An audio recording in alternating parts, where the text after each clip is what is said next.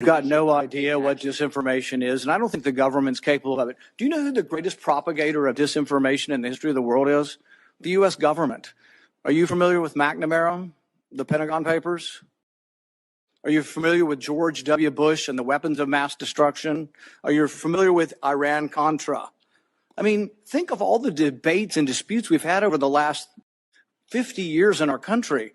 We work them out by debating them. We don't work them out by the government being the arbiter. I don't want you guardrails. I want you to have nothing to do with speech.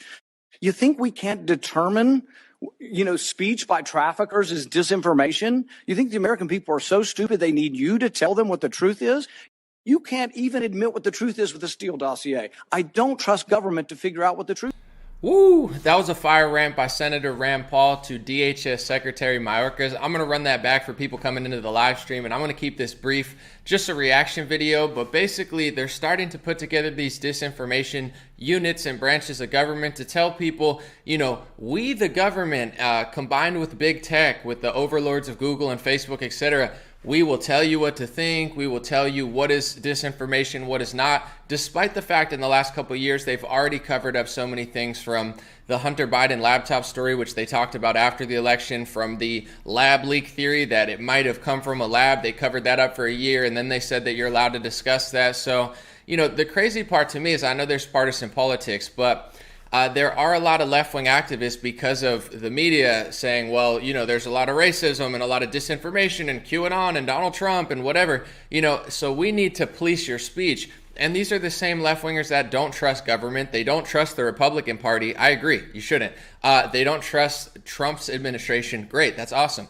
So why would you want to give government the power to censor your speech, to take away citizen journalism, citizen criticism of big pharma, criticism of corporations, whether it be the environment agenda, whether it be big oil? Why? I don't understand how in the world so many people are being duped into taking away their First Amendment and thinking that literally the U.S. government, of all people, the U.S. government should tell you what is and isn't disinformation, when, like Rand Paul said, they have time and time again from the 50s, 60s, 70s. I'm not like a self-hating American person. I love America. I appreciate us. Every government lies a little bit. Everybody makes mistakes. Everybody tells fibs in their own personal life. I'm just, why would you give the government the power to basically quash all criticism and opponents of their agenda as disinformation, which is what they're doing? They're not accurately just pointing stuff out. If I say a pig is a cat is a cow, an ant is the president of Nicaragua, and, milk is juice that comes from Venus, this is not going to get fact checked, because it's just like rambling. I'm just joking. But also at the same time, they only fact check certain things that go against their political, social, and in some cases pharmaceutical agenda. That's when they start getting upset. And they're not just policing false speech. They're like a PR team crafting a narrative against anybody who accurately points out stuff that they don't want you to hear. So I'm going to play that clip again real quick, but it's just mind-blowing to me that people, even on the left wing, that are anti-corporation, anti-government, they're out in the streets, they're freaking out at the courts, they don't like Trump, they don't like Republicans. Agreed. Why would you want to give the government the power to quash your criticism as disinformation, when it's very likely that Republicans will gain power at some point eventually again, and then the party that you hate and the orange man that you think is so bad is going to then have those same branches of government under his wing? Like, why is anybody falling for this? Let's take a watch again, because this is really just a minute masterpiece. I think you've got no idea what disinformation is, and I don't think the government's capable of it. Do you know who the greatest propagator of disinformation in the history of the world is? The U.S. government. Are you familiar with McNamara, the Pentagon Papers?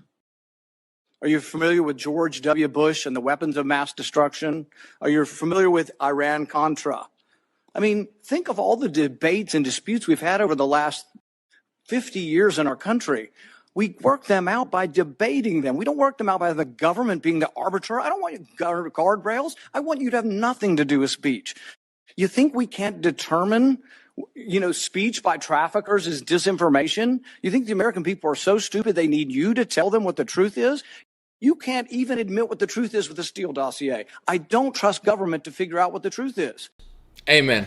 I'm going to keep this video under 7 minutes because I want you to be able to share it and keep it pretty brief. But I want to say this too. One of the traps that they're doing, they're using racial activism as they always do to exploit people's emotions and, I would say kind hearts. So they're trying to tell, especially black Americans, but a lot of liberals, right-wingers, etc., Elon Musk is racist. He comes from apartheid. It's racist. So they're trying to like plant these chips, and not literally chips. That's Elon Musk planting chips in brains. But anyway, you get what I'm saying. It's like plant these ideas in people's brains. Like, oh, if free speech is racist because he's talking about, letting political, like he's talking about independent journalism, like political discussions. Oh, that's racist. And in order to fight the racists, we need to get rid of the First Amendment because free speech is racist and there's going to be racists say something. So what we want is the Department of Homeland Security and the U.S. government to police our speech. Listen to any black leader in American history. I don't know very many that were like, besides maybe Obama or something. It's just like, trust the government and let them take away your speech.